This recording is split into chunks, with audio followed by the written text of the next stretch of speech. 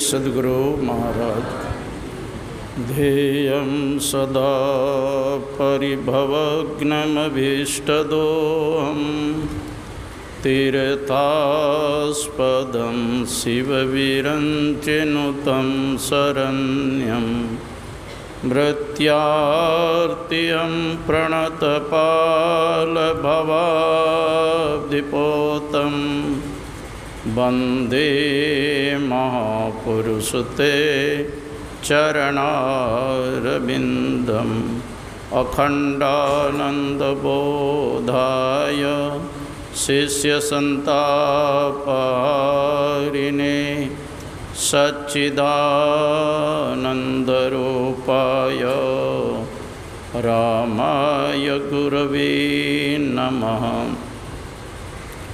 पूज्यपाद गुरुजन, उपस्थित माता एवं भक्तिमती बहनों, मुदमंगलमय संत समाज, आज हम लोग यत्र तत्र से एकत्र हुए हैं कि गुरु महाराज के आज निर्वाण दिवस के उपलक्ष्य पर सत्संग करने के लिए आए हैं और आज से ही ध्यानाभ्यास, पाक्षिक ध्यानाभ्यास का कार्यक्रम प्रारंभ हुआ है। ध्यान के लिए भी बहुत से साधक यहाँ पर आए हैं।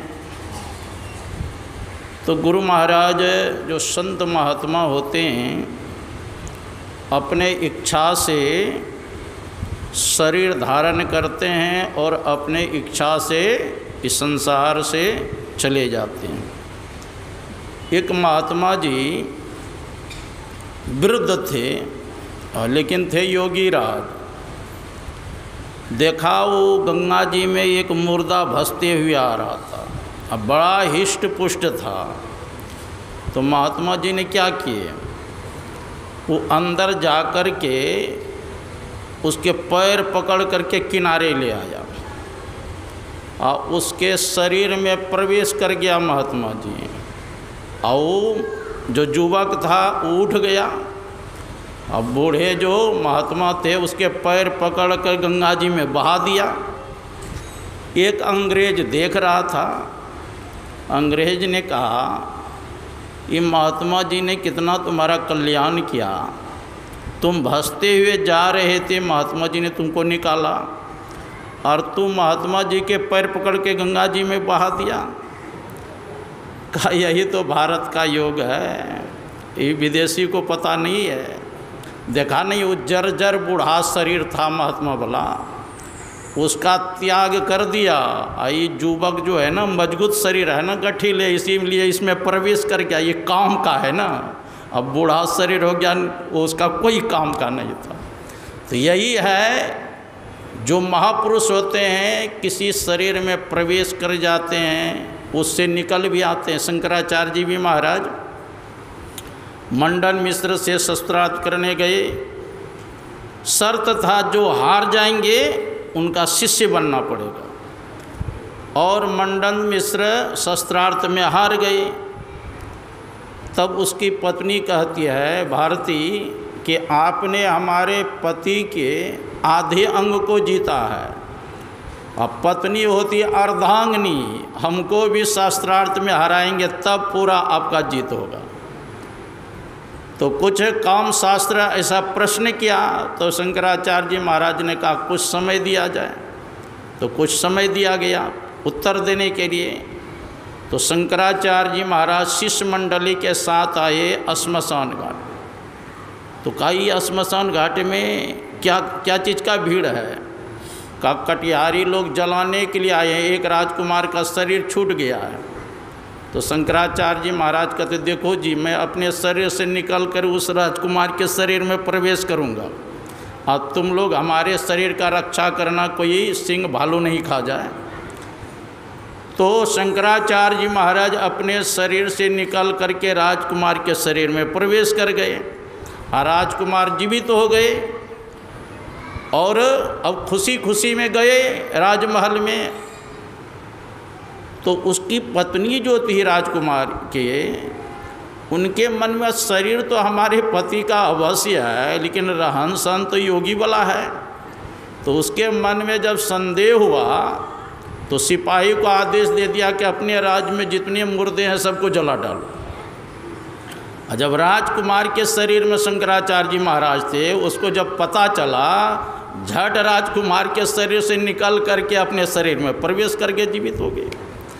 तो मेरा कहने का मतलब है, जो जोगी होते हैं, जो महापुरुष होते हैं, वह जब इच्छा है अपने शरीर का परित्याग कर सकते हैं, अपने शरीर को धारण कर सकते हैं, दूसरे शरीर में प्रवेश कर जाते हैं। तो हमारे गुरु महाराज जिसकी निर्वाण दिवस मनाने के लिए आए, कि पूर्ण संत थे, उनकी इच्छा जब तक रहना था शरीर में रहे, जब इच्छा हुई कि इस शरीर से निकल जाना, निकल गए। तो महापुरुष जो होते हैं, हरिद्वार, ऋषिकेश, बनारस में उधर क्या होता है, जन्म दिवस से विशेष धूमधाम से निर्वाण दिवस मनाए जाते हैं, कि उनके मन में खुशी होते हैं कि हमारे जो इष्ट है, महापुरुष जो है, वो ब्रह्म में लीन हो गए, वो ब्रह्म में लीन हो गए, ब्रह्म ही के समान हो गए। अब परमात्मा में उसमें कोई अंतर नहीं रहा। जैसे गंगा जल है, और गंगा जल चला जाएंगे समुद्र में तो वो समुद्रवत ही हो जाता है ना, उसमें अंतर रहता है क्या? उसी प्रकार ये साधना करके जीव उस पीप में परमात्मा में मिलकर एक ही हो जाते हैं। जानत तुम ही हो जाई, उसको जो जान लेते हैं वही हो जाते हैं। तो हम लोगों को जो गुरु महाराज बताए हैं कि एक नाम का जप करना चाहिए, अति पावन गुरु मंत्र मन ही मना जाप जपो, उपकारी गुरु रूप को मानस ध्यान तपो। तो पवित्र गुरु मंत्र का जप करना चाहिए, और जप से संबंधित इष्ट का ध्यान करना चाहिए। जिसका हम ध्यान करेंगे उसके अंदर जो गुण होगा वो आपके अंदर आ जाएगा, तब दृष्टियोग करने की क्षमता होगी। अभी हम लोगों ने पाठ में सुना, श्री गुरु पद नख मणिगण ज्योति असुमरत दिव्य दृष्टि होती। श्री गुरु महाराज के पदनख में मणियों की ज्योति है, जिनका स्मरण करने मात्र से हृदय में दिव्य दृष्टि हो जाती। तो गुरु महाराज हम लोगों को बताए कि दृष्टियोग करना चाहिए। फिर अंतिम में शब्द साधना है, शब्द खोजी मन बस करे, सहज जोग है ए, सत सब निसार है झूठी यति।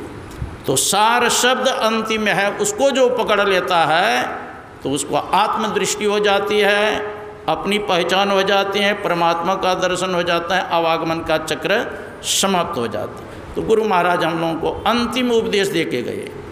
गुरु महाराज के जिस दिन शरीर छूटने वाले थे, बोला पहले गुरु महाराज मूंग खाए थे और खाली सिर्फ उसका रस चूस लिए थे। अंतिम में तारबूज का रस दिया गया और तुलसी पत्ता और जल गुरु महाराज को पिलाए थे। और अंतिम में उपदेश दे करके गुरु महाराज गए, सुकृत कर ले नाम सुमर ले, कौ जाने कल की जगत में खबर नहीं पल की। शरीर का कोई ठिकाना नहीं है, तो हम लोगों को भी गुरु महाराज के उपदेश को मान करके आचरण करना चाहिए। तो हम लोगों का भी जीवन यह लोक परलोक सुख में होगा। बोलिए श्री सद्गुरु महाराज की।